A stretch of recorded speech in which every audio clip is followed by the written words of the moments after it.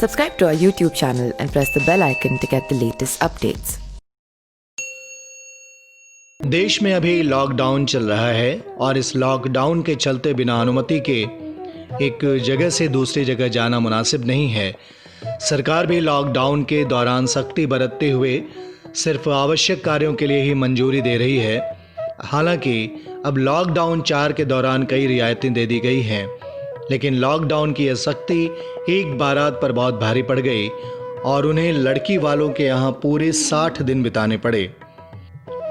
बिहार के बेगूसराय में दुल्हन के घर लगभग 60 दिन बिताने के बाद 11 सदस्यीय बारात दुल्हन के साथ आखिरकार अपने घर लौट आई। जो परिवार गुरुवार को चौबेपुर में अपने घर वापस आया था, अब वो 14 दिन के लिए घर में क्वारंटाइन है।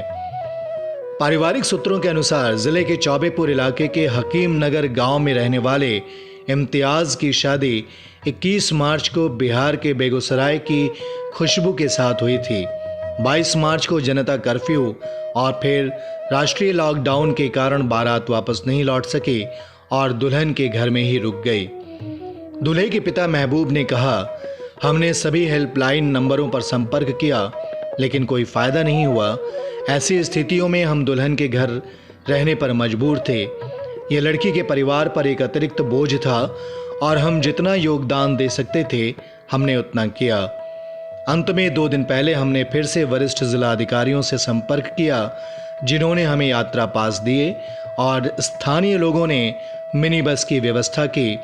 आखिरकार हमने 19 मई को बेगूसराय छोड़ दिया। महबूब ने कहा कि 20 घंटे की यात्रा के दौरान राजमार्ग पर लोगों ने बारात को भोजन और पानी उपलब्ध कराया। उन्होंने आगे कहा कि चौबेपुर के इंस्पेक्टर विनय तिवारी ने हमसे मुलाकात की और बिल्हौर सामुदायिक स्वास्थ्य केंद्र के डॉक्टरों की एक टीम के द्वारा कोरोना वायरस के परीक्षण के लिए हमारे नमूने लिए गए।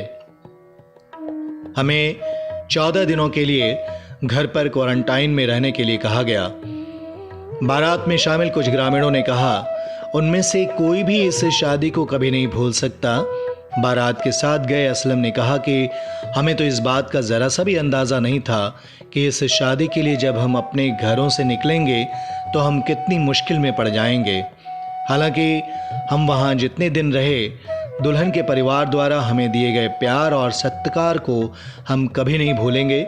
इस दौरान लोगों ने दुल्हन के परिवार को राशन दिया और मदद की ताकि वो हमें खिला सकें। Subscribe to our YouTube channel and press the bell icon to get the latest updates.